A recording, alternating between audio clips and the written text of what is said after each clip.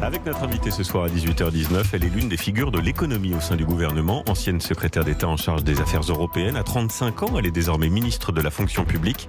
Bonsoir Amélie de Montchalin. Bonsoir. Merci de votre présence. Alors, évidemment, l'actualité d'abord, avec la fermeture annoncée ce soir de l'usine Bridgestone à Béthune. C'est scandaleux, a dit tout à l'heure le président de région Xavier Bertrand. Réaction très vive aussi, on l'a entendu dans le journal, de Gabriel Attal, le porte-parole du gouvernement, qui parle de trahison. Très concrètement, Amélie de Montchalin, au-delà des mots, que peut faire le gouvernement ? Vous savez, avec tout le gouvernement, le président, le plan de relance, tous les ministres, on a un combat. C'est qu'on se bat pour les emplois des Français. On demande aux entreprises une seule chose, c'est d'avoir envie de se battre avec nous. Oui. D'avoir envie de sauver des emplois, d'avoir envie de sauver leur appareil productif, leur appareil industriel.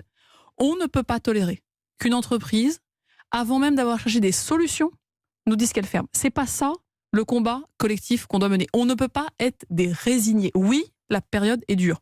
Oui, la conjoncture est dure. Oui, il y a une crise. Mais on a besoin de gens, d'entrepreneurs, d'entreprises qui veuillent que va se faire battre. le gouvernement pour soutenir les salariés, plus de 800, qui sont aujourd'hui évidemment effondrés? On va mettre l'entreprise devant ses responsabilités, Elisabeth Borne, Agnès Pannier-Runacher, la région, et on va leur demander des comptes. On ne peut pas tolérer dans notre pays, vu la conjoncture, vu les moyens qu'on est en train de mettre sur la table, vu l'effort de réindustrialisation qu'on cherche à mener, qu'on mène depuis 3 ans et qu'on va continuer, qu'on va accélérer. Mais l'économie française n'est pas une économie administrée. On ne peut pas forcer une entreprise privée à conserver un site. On ne force personne à conserver un site. Maintenant, on oblige chacun à avoir envie de sauver des emplois. On ne peut pas, en France, dans la période actuelle, avec les moyens qu'on met sur la table, avec le combat collectif qu'on mène pour l'industrie, considérer qu'un industriel peut, du jour au lendemain, annoncer que, voilà, il ferme. C'est pas ça qu'on doit faire collectivement. J'insiste sur le mot collectif. Donc, concrètement, Amélie de Montchalin, ça veut dire quoi? Trouver des repreneurs, accompagner les salariés dans une reconversion, sauver le site, investir de l'argent public. Investir de l'argent public, c'est possible, ça? Mais c'est tout ça à la fois. Investir de l'argent public, c'est possible? Il y a 35 milliards d'euros pour l'industrie dans le plan de relance. Investir de l'argent public dans le site, mais bien sûr, nationaliser le site, comme ça a été fait il y a quelques années. J'en sais pas si on fait une dénationalisation. On a mis dans le plan de relance 35 milliards d'euros pour l'industrie. Ces milliards d'euros, c'est pas, vous voyez, des choses qui flottent en l'air. Oui. C'est des choses qui doivent être investis sur le terrain. Évidemment, là où les entreprises veulent se battre avec nous.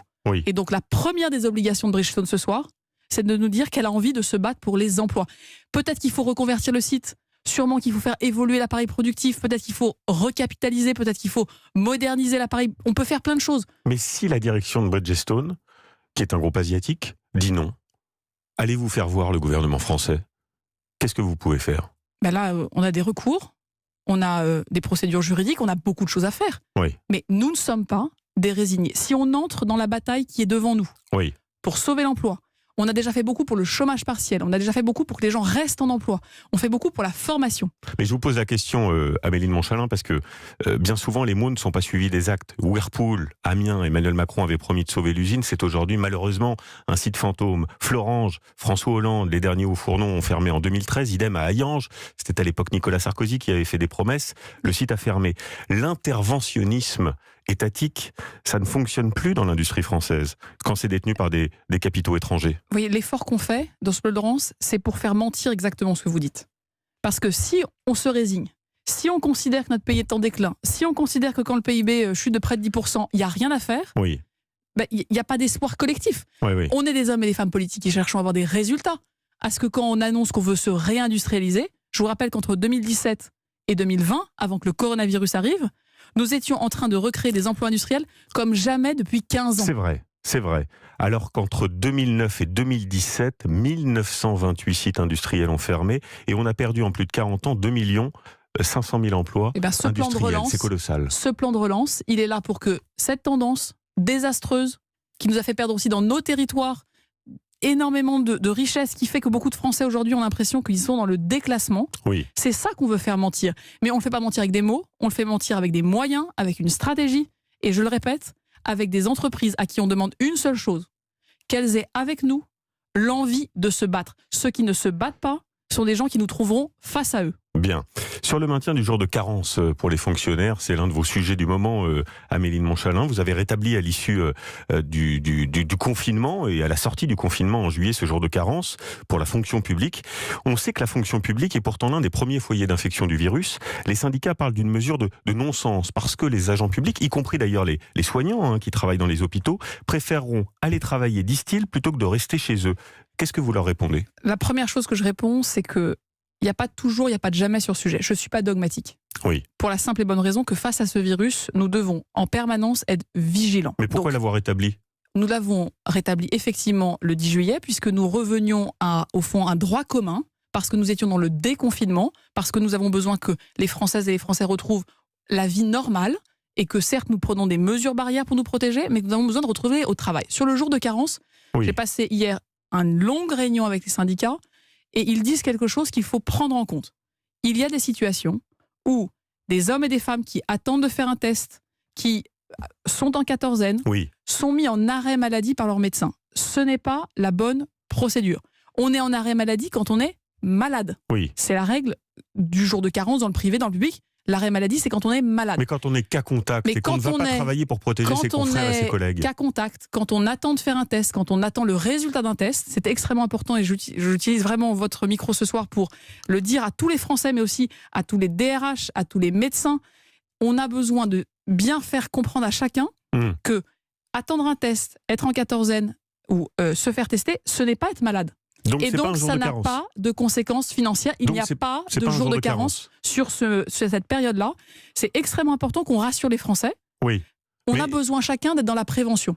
Mais vous auriez pu attendre l'arrivée d'un vaccin, par exemple, pour établir ce jour de carence. Ça aurait évité justement les malentendus et la discussion qu'on a ce soir. Ça aurait été plus clair. Le jour de carence, il s'applique pour toutes les maladies.